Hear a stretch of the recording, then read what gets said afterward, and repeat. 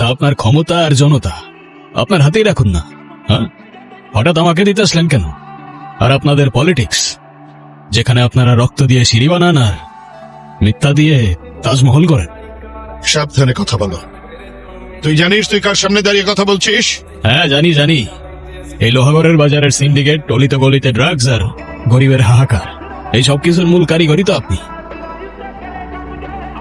আপনাকে না চেনার কি আছে স্যার? আর আপনি যে রাজনীতি ফেরি করতে আসছেন, সেইটা অন্য কোথাও গিয়ে করেন, তাহলে হয়তো আপনার সময় অপচয় হবে না। আজাদ, অনেক হয়েছে, অনেক। আমি তোকে সম্মান দিতে এসেছিলাম, কিন্তু এখন বুঝলাম এই সম্মানের যোগ্য তুই না। আপনাকে তো আগেই বলেছিলাম, স্বার্থ ছাড়া আসবেন একদিন আমার গ্যারেজে, শুধু হাত না বুকও মেলাম।